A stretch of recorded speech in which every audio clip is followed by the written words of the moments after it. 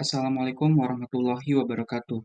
Perkenalkan, nama saya Fajar Hendriansah dengan NPM 190219105 dari Program Studi Ekonomi Pembangunan Fakultas Ekonomi dan Bisnis Universitas Islam Bandung.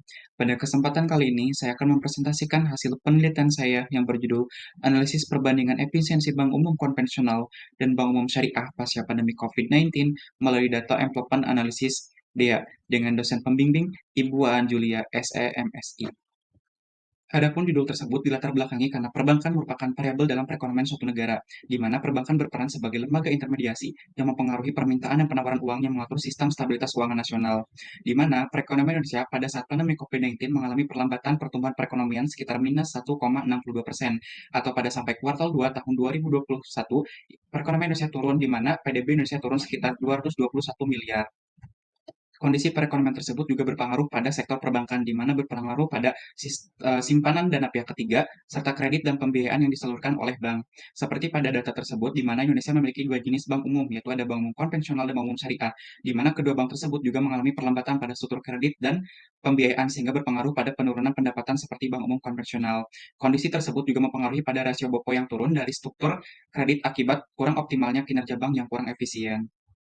Salah satu regulasi yang diambil pemerintah dalam sektor perbankan yaitu adanya kebijakan dalam sektor perbankan melalui kemudahan realisasi kredit dan pembiayaan bagi UMKM, sehingga inovasi tersebut dapat menjadi penggerak profil perbankan yaitu melalui adanya penguatan modal, sehingga adanya kekuatan dalam kegiatan kredit dan pembiayaan dan mendorong peningkatan pendapatan pada kegiatan bank umum, sehingga kinerja efisiensi bank bakal tercapai kembali.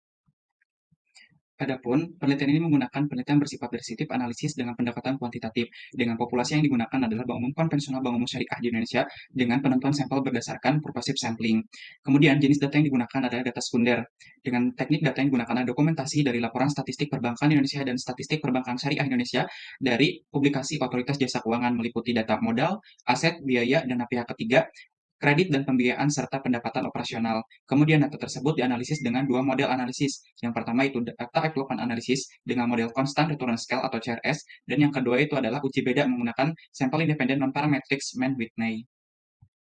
Adapun hasil penelitian ini menunjukkan di mana bank umum konvensional selama periode 2021 hingga Agustus 2022, bank umum konvensional mengalami fluktuatif tingkat efisiensi, di mana pada periode 2021, bank umum konvensional pada awal periode sudah mencapai tingkat efisiensi sempurna itu 100%, akan tetapi mengalami penurunan sampai kuartal 3 tahun 2021.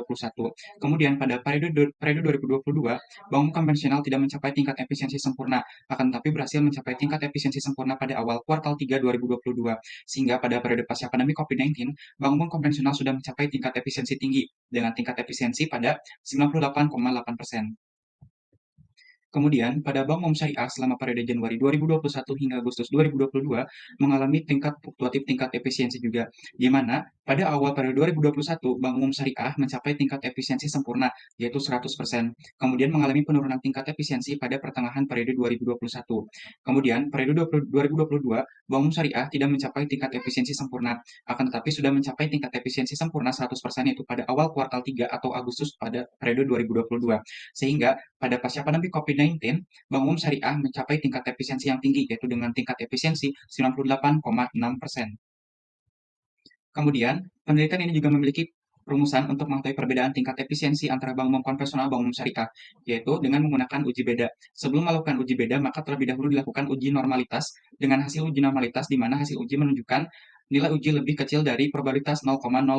Maka pengujian ini dapat menggunakan model non-parametric, yaitu dengan uji beda sampel independent test non-parametric Mann-Whitney, di mana hasil uji beda Mann-Whitney menunjukkan hasil uji lebih besar dari probabilitas 0,05. Maka hasil uji beda menunjukkan tidak terdapat perbedaan efisiensi antara bank umum konvensional dan bank umum syariah di Indonesia pasca pandemi COVID-19. Sehingga hasil akhir pada penelitian ini dapat disimpulkan bahwa bank umum konvensional dan bank umum syariah sudah mencapai tingkat efisiensi tinggi dengan nilai efisiensi masing-masing kedua bank adalah 98,8% dan 98,6%. Kemudian, bank umum konvensional dan bank umum syariah belum mencapai tingkat efisiensi sempurna 100%, yang diakibatkan belum optimalnya penggunaan input modal pada bank umum konvensional dan input aset, dana pihak ketiga, serta biaya operasional dari kedua bank tersebut, sehingga output yang ditargetkan yaitu realisasi kredit dan pembiayaan serta pendapatan belum tercapai. Kemudian, kurang optimalnya bank umum konvensional dan bank umum syariah dalam mengelola input, sehingga output yang ditargetkan tidak tercapai untuk menjaga keseimbangan setara dalam kinerja perbankan dan menyebabkan tidak terdapat perbedaan tingkat efisiensi antara kedua bank tersebut, yaitu antara efisiensi bank umum konvensional dan bank umum syariah. Demikian hasil penelitian saya. Semoga hasil penelitian saya dapat menjadi penambah kajian keilmuan bagi masyarakat umumnya, kemudian juga menjadi saran dan rekomendasi bagi dunia industri perbankan. Terima kasih. Wassalamualaikum warahmatullahi wabarakatuh.